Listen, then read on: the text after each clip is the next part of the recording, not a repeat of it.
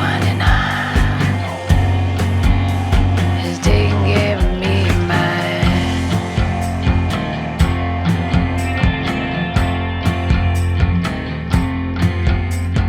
Burn the witch, and it was man said, ain't just alone, I never leaves his old to shed. When I'm stockpiling armaments and building bombs, I'm gathering wisdom, and within your world is dumb.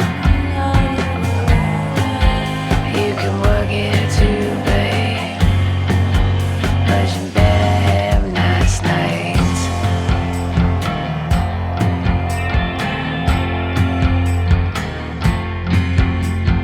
Burn the witch, the jihadi said she cannot go to school without always feeling up ahead. I don't need religion, there is just one golden rule: to until others as you'd have them do to you. And the preacher said, burn that witch, she made her bed. Thank you for having me here today. The topic of the discussion today, the theme of the conference, is being human on the spectrum. And I think that that's a really interesting and rich topic. There's so much that can be discussed within those parameters. I've had a very, very intense week. Some of the most intense things that can happen to a human being are moving, the birth of a child, the death of someone, losing money, gaining jobs, and variations of all those things have happened to me, not just in the last week, but in the last 24 hours within my close circle. And on top of that, I wrote a blog earlier this week, which has just sent ripples of controversy throughout the Autism Aspergers community. I had the audacity, the effrontery, to post a blog stating that my own autistic traits have receded so much they're no longer at the forefront of how I present myself to the world and how I experience the world. And I explained how this came to be. And so that I no longer felt comfortable identifying myself as an Aspie when I meet someone, or, when I get to know someone, I no longer say I'm an Aspie. I say I was on the autism spectrum, but my traits have receded so much so that I no longer feel that I should identify myself as an Aspie. And you would have thought that I had just announced that I was a Satanist or something. I mean, it really, I got hateful messages telling me I was a traitor. What was interesting to me, and I'm just addressing the elephant in the room because I know that there's the organizers of this conference contacted me about this and said people were calling me a traitor and a sellout and all sorts of things. What's interesting to me is that all along, when I first came into this field, there was very little information on Asperger's, and there was a lot of people in the world who felt very much alone, who felt very misunderstood, and who felt that they didn't understand themselves completely. And it was by discovering and researching and addressing the traits and characteristics of autism and Asperger's that people began to find themselves and to find their place in the world. There was a dearth of information, and I think that since then there's been a lot that's been uncovered, there's been a lot that's been said. One of the things, though, that I've noticed in the 6 or 7 years that I've been doing this is it's really great to write a book about Asperger's for a few reasons. One is you want the person on the spectrum to feel normalized. We are normal within our community. We want the people around us to understand us better. But then we also want to manage the unpleasant traits, the things that make us unhappy, the stomach issues, the selective mutism, the feeling very uncomfortable when we experience sensory overload, feeling very frightened when certain things take us out of our comfort zone, cognitive issues or things like that. So the other purpose of writing my books was to help people manage those traits. And I think I accomplished that very well. It's all well and good to write a book about Asperger's, but if I don't practice what I preach, then really I'm just blowing hot air. And it's all well and good to read a book about Asperger's, but if you don't put what you read into practice, if you just pick the things that are easy for you, you're only going to see a subtle improvement in the things that are challenging you. If I read a book on autism or Asperger's and I say, okay, I'm going to utilize the sensory toolkit ideas. I like that. I'll do that. And some of those cognitive tools are great as well. And some of those tips for socializing are good also. But I'm not going to change my diet. I'm going to keep on eating Twinkies and Ho-Hos and hope for the best. Well, you will see some improvement in your traits because you're applying some of the information. But you probably won't see the large-scale improvement in your challenges that you would hope for because you're not willing to try the things that you probably most need to try. So there were things I wasn't doing, and one of those things was changing my diet. I eat very healthy, and I have done for many years, but I decided, and I'm not saying you should do this, but I decided to approach my diet from an autism-friendly perspective, so I eliminated gluten. Over a period of several months, I saw an incredible difference in my state of mind. Clearer, no longer depressed. Yes, I get sad when things get me down, but I'm no longer depressed. So I've already been applying the sensory stuff. I brought in this new diet regime, and I decided to make people my new area of special interest. I decided to make getting along with people, to liking people. Forget about people liking me. I wanted to learn how to really like people, how to love people, and how to have fun with people, and how to make people feel comfortable with me. So I studied the art of diplomacy and put that into practice. And my life has improved dramatically. I still have some very unfortunate, very horrible personal family dynamics that stem from way back that nothing I'm going to do is really going to change because you can only control what you do. You can't control other people. You can only control your reactions to other people. So yes, my life isn't perfect, but it's improved dramatically. My traits have improved dramatically. Whether you want to split hairs about what I should call myself, it doesn't matter. It doesn't matter what we call ourselves. Yes, we are, maybe will be on the autism spectrum, but it doesn't matter. What matters is do you have challenges in your life? Do you want to work on them, or you just want to stay with the status quo? What are the things about yourself that you like? I'm not saying anyone should change themselves and get rid of things that they like. I'm not saying that you have to be neurotypical to be a fully formed human being. I'm just saying work with your strengths, love who you are. But if you have challenges, you may have to step out of your comfort zone and address some things that are going to be more difficult. And not everybody is going to be ready to do that today. And some people have already done that 10 years ago, and some people will be ready to do it today, and this will be the little nudge that gets them moving in that direction. I recently went on tour because I'm a musician, and I'm putting most of my focus back into that. No, I'm not a jazz singer. That was just something I was studying for a while. Everyone still loves to refer to me as a jazz singer. I write, compose, and perform music I call Gothic blues. I was recently on this tour, and I met people, and I spent considerable lengths of time with people. And when they asked me what I did, and I told them I wrote books on Asperger's, they said, well, what do you know about it? And I said, well, I'm on the spectrum. And I felt uncomfortable saying that, not because I was ashamed of it, but because my behavior and my inner feelings were such that I no longer felt as Aspie as I once did. That's not to say that I was ever ashamed of being Aspie. It's just where I am in my development. When I view the backlash of this blog, and my blog is on my rudysimone.net site. There's a heading called Rudys Rants, and those are my blogs. So it should be one of the most recent blogs. When I read the backlash to my blog, I saw how closely people were identifying me as a leader, which I never asked for, but also as sort of like a symbol. Like if I'm no longer an Asperger, that sort of negates their existence. If I'm no longer an Aspie, then I must not want to be. I mean, and I got, death wishes and called all sorts of horrible names and told I was disgusting. There was no, and then of course I had many, many messages of support and thanks because, other people were at different places in their development.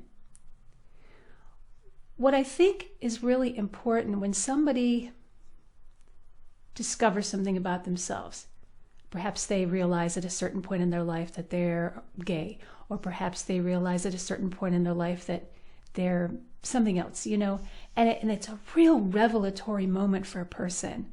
It's a very exciting, big light bulb moment, a big aha moment, an incredible turning point in a person's life. And it's very meaningful to that person. And it will change you forever. But you will find that, the river of life flows and it moves on. You move on, your experiences move on. One thing I heard Temple Grandin say that I've never forgotten is the brain is a flexible organ. It learns and it grows and it changes over time. And you must never forget that.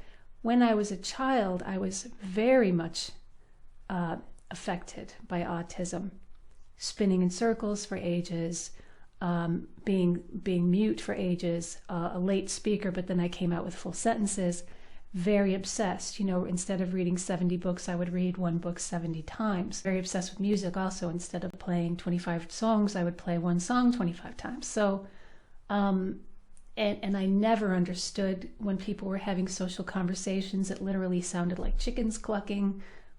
Well, not literally, but you know what I mean? I couldn't follow any kind of unscripted conversation. And that continued. And still to some point, no, I can't even say that continues to this day.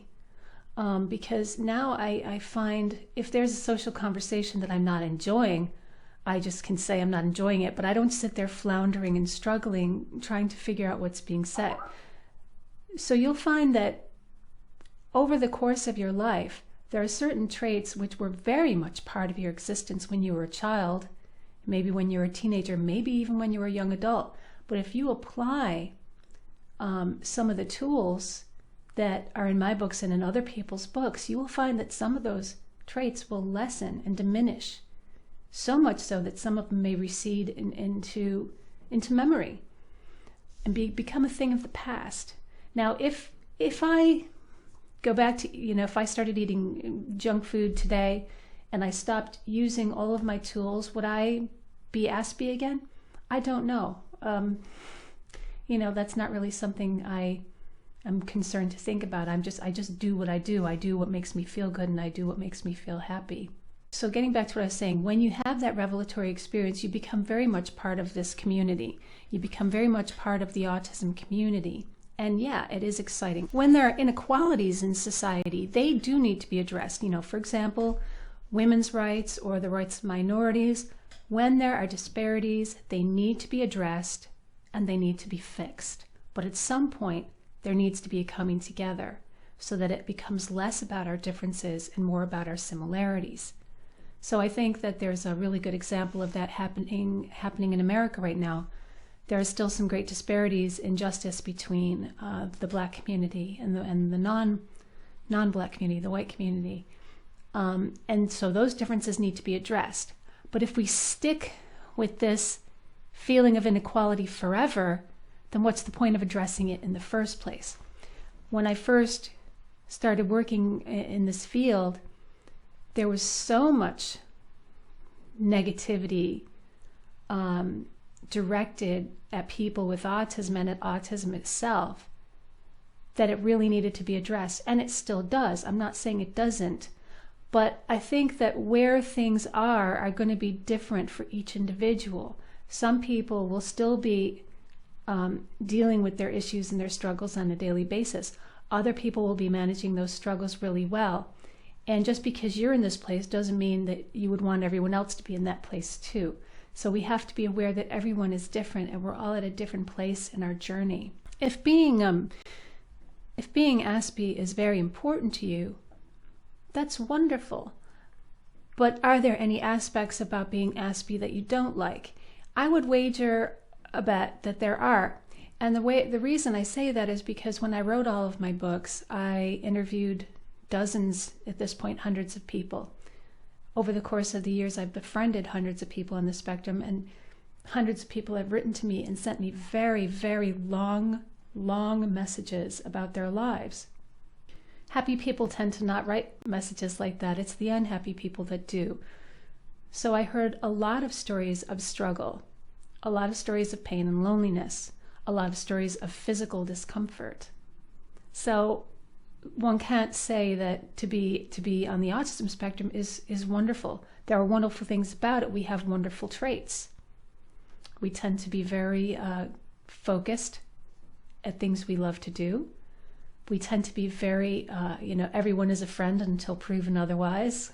So we're very egalitarian that way. We are very compassionate people. Sometimes we don't always show it, as is the case in my recent incident. We have many, many good traits. We think outside the box. We're the inventors. We're the pioneers of things. Well, I'm now thinking outside the box, and I'm thinking, what does it mean to be human? We get this one life, and on this path we'll identify ourselves as mothers, fathers, grandmothers, brothers, sisters, uncles, cousins, whatever jobs we're doing, and that may change dramatically from one decade to the next, or in my case, 1 minute to the next. So along the way, we're going to wear many hats. None of those things are really intrinsically permanent. None of those things. Even if you're incredibly musical, if you live long enough, anything about yourself is going to ebb and flow. So to be autistic is you're still on a river, you're still on a life's journey. I think some people have come into, I think initially there were a lot of books that were anti-autism and even anti-Aspergers in a way, much more negative. Whether they were well-intentioned or not, I'm not judging, but the feeling, the overall gestalt in the field was a bit more negative. Leanne Holiday Willie, other people, myself included, made it a bit more positive. I think what's happened since, more recently, is there are people who are capitalizing on Aspie pride. I think the danger is of people saying, okay, let's tell everyone how wonderful it is to be on the spectrum and create little empires around that. There's a danger in that, because we're all looking for something to believe in. We're all looking for something to validate us. We're all looking for things to make us happy. But I feel very much like I'm very much reminded of the Monty Python film Life of Brian. I'm not the Messiah, stop following me. No one in this field has all the answers, and no one in this field is any kind of autism messiah. We all are speaking through our own lens. We're all viewing the world through our own lens. And sometimes things we say will apply to you, and sometimes they won't.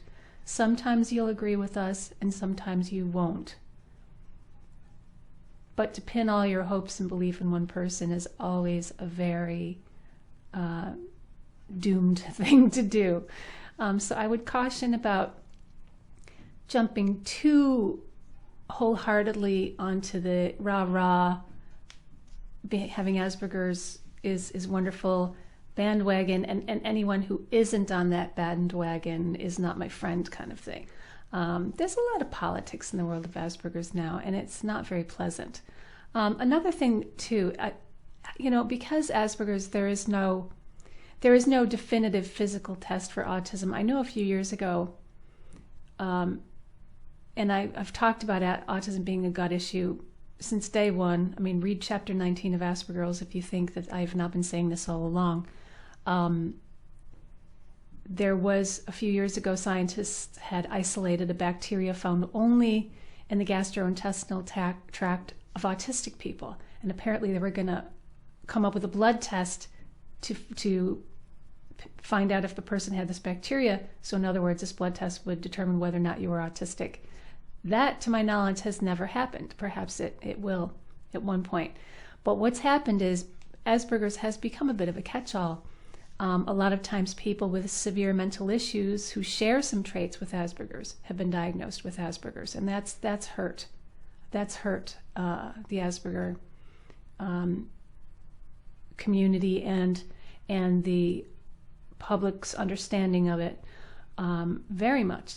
And then at the other end, there are people who share some traits with Asperger's who put themselves on the spectrum, and I think they're guiding us down the wrong path, perhaps.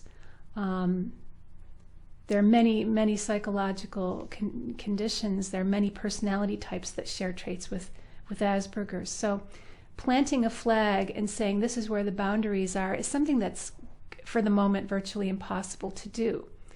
So I've said all along, if the information helps you, then use it. If you feel comfortable identifying yourself as Asperger's, then do so.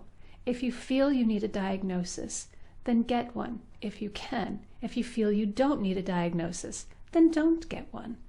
Only you can decide what to call yourself, and what you need around that. Getting back to for me, improving my challenges around autism was a three-pronged strategy. I may change that in a minute. Three-prong. First, sensory tools. And it amazes me how many people I am, for example, Facebook friends with, that will ask me if I mention those words. What are sensory tools? I'm like, have you read none of my books? How could you be on the spectrum and not know what sensory tools are at this point? Because of the way our brains are wired, some of us are very sensitive to sound. Some are very sensitive to light. Others are sensitive to textures, to smells. Only you know what you're sensitive to. So what you would want to do then is to have a counter stimulant, something that will, fluorescent lights bother you, always have a hat with a visor with you, because sunglasses aren't going to help. The light's coming from above. If you live in an area like I do where there's snow, then sunglasses, because it could be very glary. If you have to go into a shop but you hate sudden noises or pop music or harsh noises, always carry earplugs with you, flesh-colored ones, no one will notice them, or earmuffs. If touching different things bother you, then always carry gloves. There are heavy ones for winter and there are thin ones you can carry in spring, even in summer. I do. I have them with me year-round.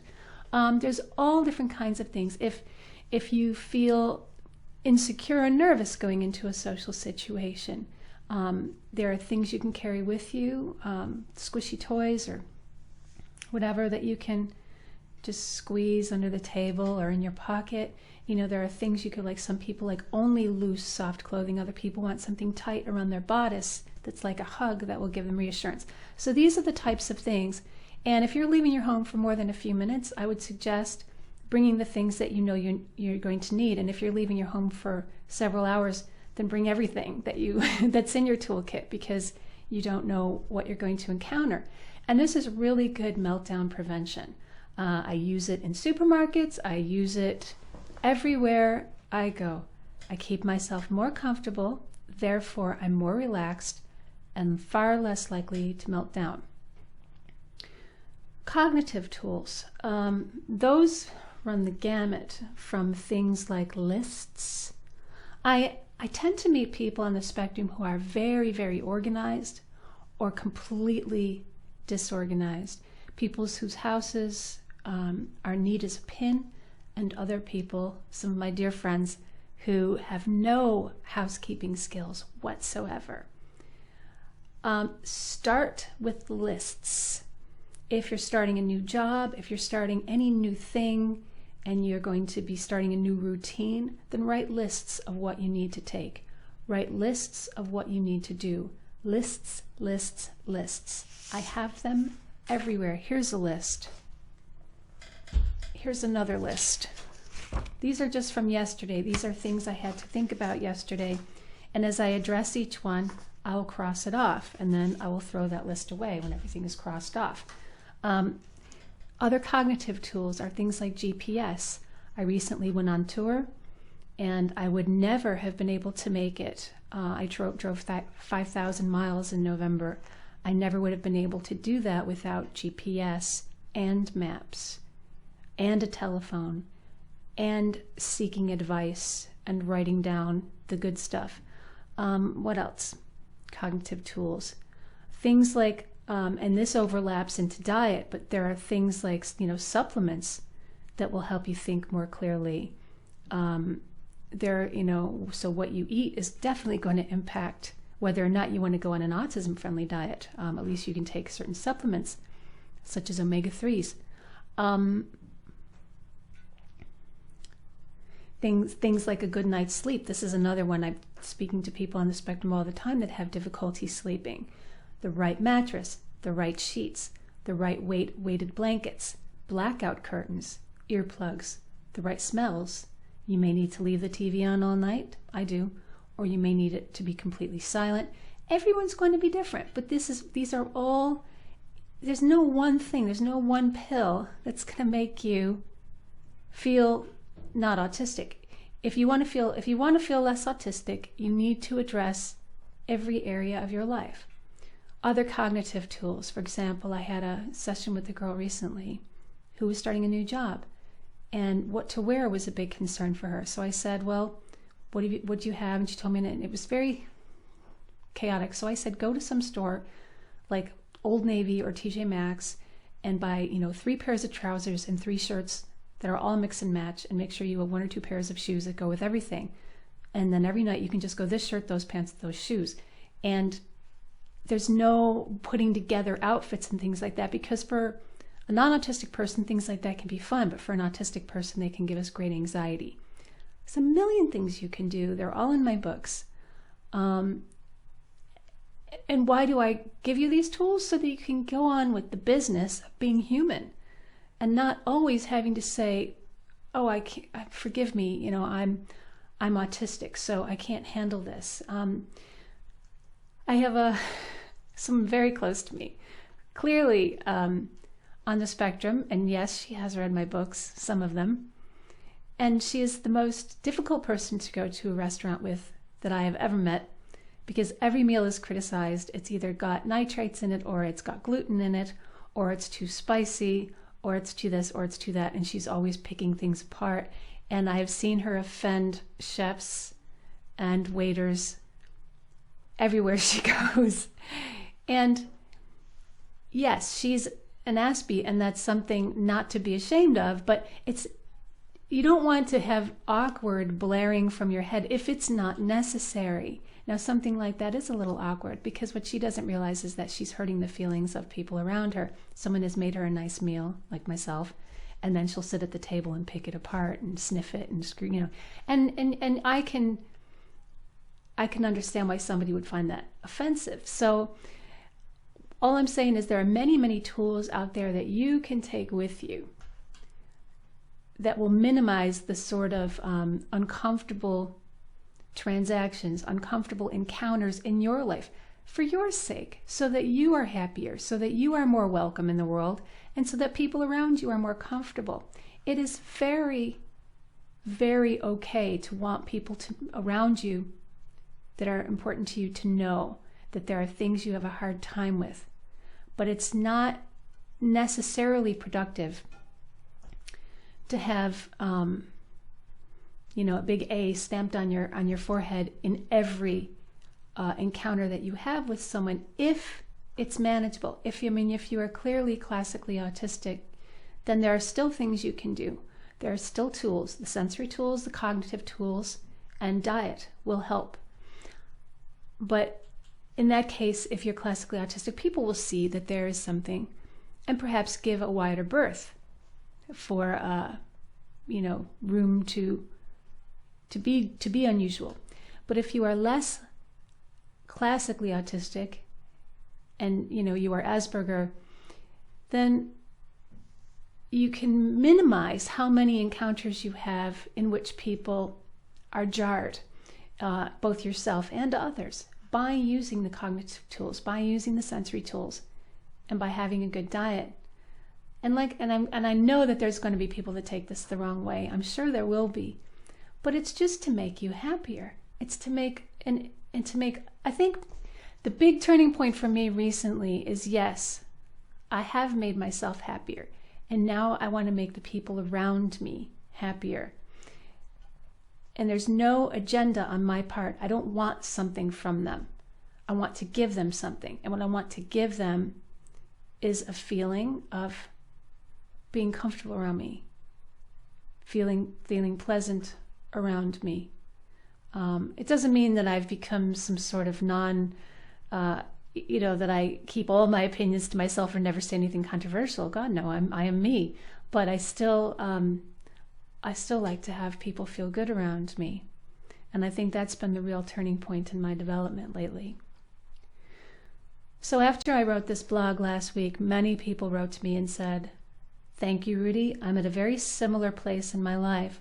You'll find as you get older, if you're eating well and if you're applying a lot of the principles that I've been talking about and other people have been talking about, that as you go through life and you find that job where you get along with people and you find that partner who accepts you and you have the home that doesn't make you feel, sensory overload and things in your life start to fall into place, you will feel less aspy because you'll feel more comfortable. Whether or not you choose to identify yourself as aspy is entirely your business and absolutely no one else's. So only you can decide what's right for you. I've heard of people being coerced into having diagnoses from other people on the spectrum. Said, "Oh, if you want to play our reindeer games, you need to go out and get a diagnosis." That is complete and utter poppycock. I don't think I've ever used that word in a sentence before, but it is. It's poppycock and it's bullying. And there is a fair amount of bullying going on. The internet, I do want to talk about Facebook for a minute. The internet has been a wonderful way for people on the spectrum who have been isolated to meet each other and to form bonds of friendship and community. And it is absolutely wonderful. And we are in our element on the internet, and it's been great for us. Well, what I would caution against are eye muscles. It's the internet equivalent of beer muscles, where you just say horrible things to someone because you've never seen them in person and you don't have a real soul connection to them. Sometimes very good people say really crappy things on the web, and vice versa. Really crappy people can say very nice things on the web. You can know someone and you can get a sense of who they are, but it's still not the same. I would just caution against becoming too attached and falling into the abyss that is. I know people that have lost jobs, who have quit jobs because they were putting so much time into online groups that they made a choice to quit their job to put more time into their online groups. And again, that may have been the right choice for them, but I don't know. I would just caution against throwing yourself so wholeheartedly into any movement that causes you, the thing is, it was causing this person a great amount of stress and aggravation. So if something is causing you a great amount of stress and aggravation, you're not really getting a lot out of it, then pull back. It doesn't mean you have to not be an Aspie anymore. It just means that maybe you need a little bit more of a balanced life. Getting back to our theme, being human. Being human means having a balanced life. That will be, an employer, an employee, a friend, a family member, and an Aspie, and a musician, and a painter, and a whatever it is. So if something is sucking you in and taking all your time, but it's not really giving back, just there should be no guilt. There should be no guilt for you if you decide to do something or to not do something. when it comes to stuff like that. When I came up with the word Aspergers, it was literally just verbal laziness. I found saying Asperger girls kind of stuck in my throat. I wasn't trying to create a cult. I really wasn't. I was just shortening Asperger girls. I am not a leader. I am not the embodiment. So if no matter what I do, it's no reflection on you. It's just purely, it's just me. Beware people who are creating universes around themselves and painting a little land of Oz for you all to follow down this yellow brick road toward. Keep your own identity. Keep your own identity. Stay strong in who you are, and all those other hats and clothes that you want to put on and take off. That's for you to decide. So have fun. Have fun on or off the spectrum. Have fun being human. We're all riding a wave. Life is not static. We're all riding a wave. That wave will crash on the shore eventually, so you might as well enjoy the ride and take whatever tests are presented to you with grace and dignity and character, and allow others to do the same. I guess that's about all I want to say. I hope you've enjoyed my talk. I hope you've enjoyed my clips. Thanks for having me. If all goes well, I will be available for questions in a minute. Thanks.